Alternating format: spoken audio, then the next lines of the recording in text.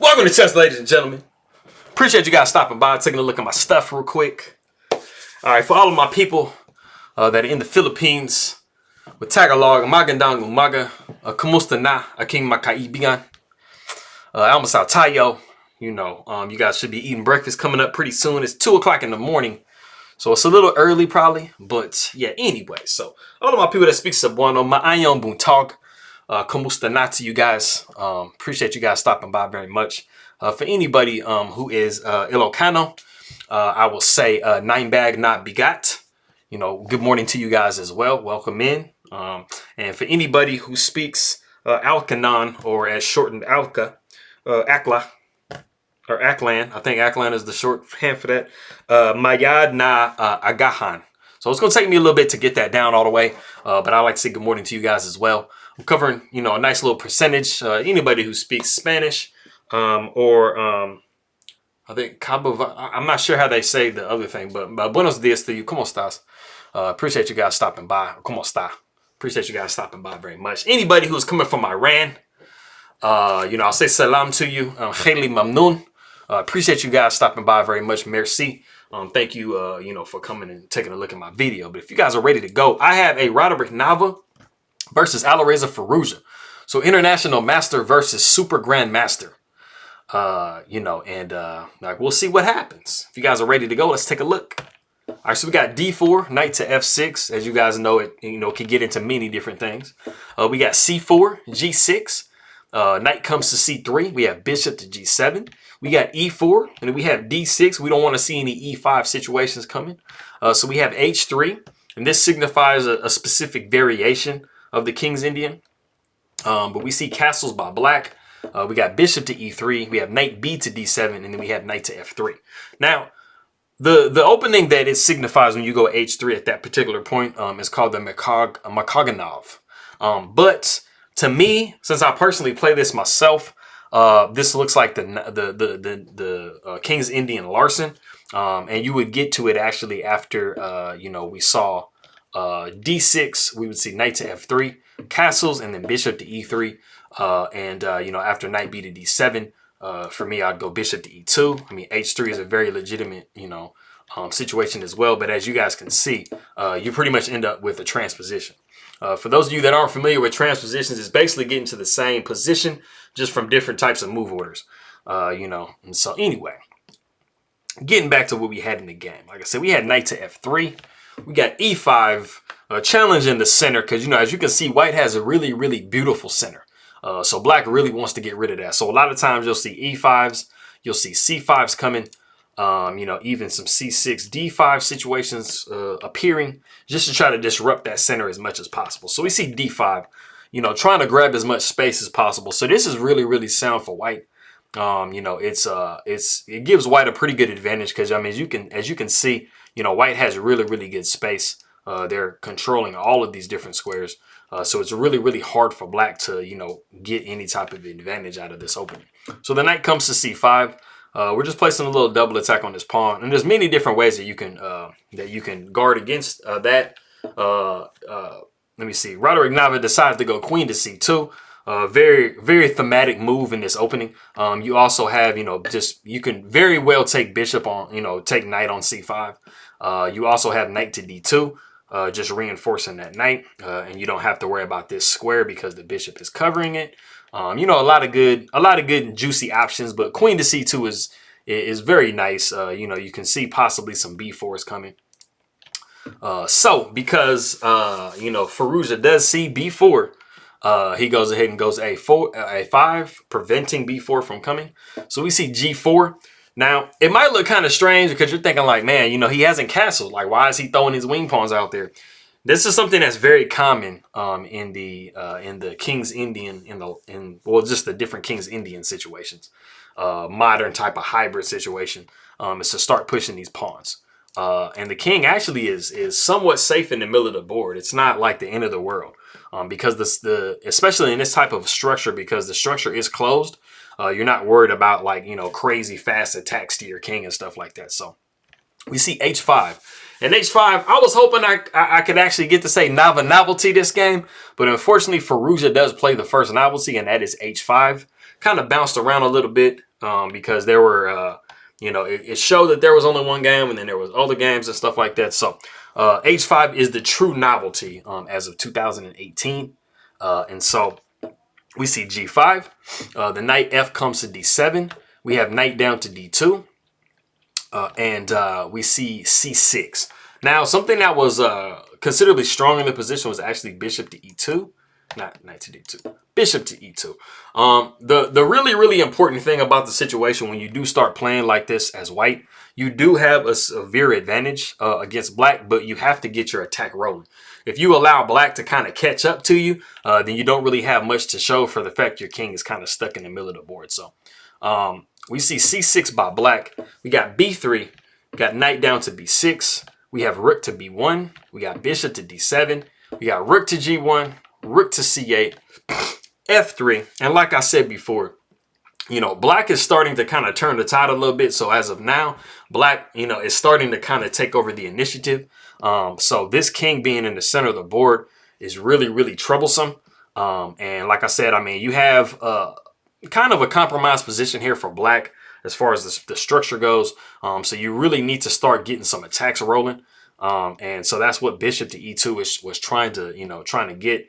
If you can get bishop to E2 and some F4s in, you know, you have some attacks on this pawn, you know, pushing pawns, stuff like that. So you can get you a nice little attack going. So king comes to A7. And now we no longer have any pin situation going on the G file. So we have H4, F6 comes, bishop comes to E2. So we're still neck and neck. We're still kind of fighting, you know, fighting our way through the position. So pawn takes D5, H takes G5, trying to redirect, maybe getting this rook back over and, you know, throwing some type of threats over here.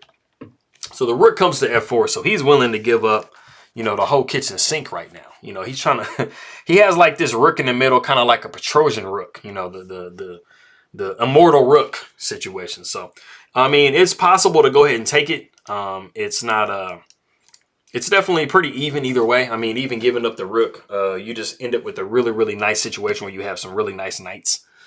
So it's definitely legitimate, you know, exchange sacrifice. So, but we decline it. So we go rook to D1. The pawn takes on D5. We see the pawn taking on D5, and then we see the rook shift over to D4. So it's crazy, man, because that's like, I mean, Firouzja just really wants you to take his rook. You know, of course you don't want to take now because your pieces really don't have a lot of squares to go to. So if you take here, the pawn's going to take back, and you know, your pieces are getting really pushed around, and then black has a really nice pawn in the center of the board. So they have some tricks up their sleeve. So we see knight coming to knight D to E4. We got bishop to F5, queen coming down to C1. We don't like that pin here. You know, we want to have our movability going on because, you know, we do have a possibility of maybe, you know, throwing a check here on a good day. So bishop takes E4, and then we have knight takes E4. But unfortunately, this is actually a losing capture. It was much better to take pawn takes E4.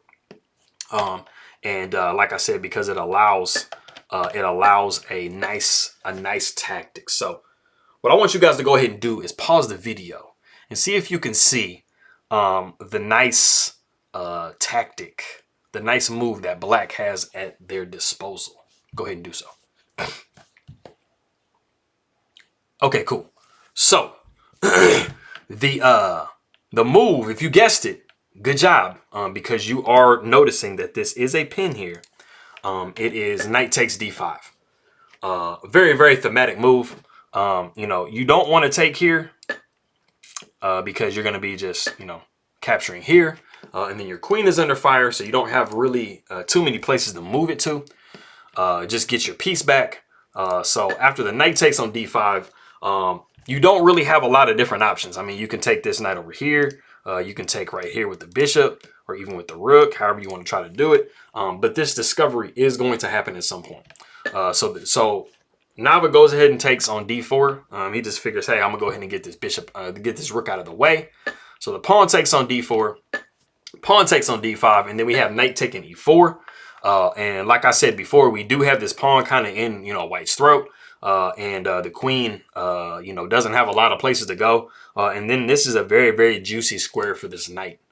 So the queen comes to f4, and then, like I said, we see knight to c3. And as you can see, yeah, you are kind of down in exchange for white, but you do have a really perfect knight here. Just really just making it really hard for white. You're attacking this rook, you're attacking this bishop, you got this pawn under fire, this pawn under fire. You know, so this is a true situation where this knight is much better than, you know, the extra rook for white. So we see bishop to d3. We got queen to e7 with check. We have king to f2. We got rook over to f8. So we're getting tempo every single time we make a move for black. And this queen is really running out of real estate. And there are just too many weaknesses in white's position. So the queen comes down to d2. We see bishop to e5, rook d to e1, and then we see queen to f7. And it is actually in this position that Roderick Nava does resign the game. And it is simply because you are just in an overwhelming position for black, and you have no way to protect this pawn.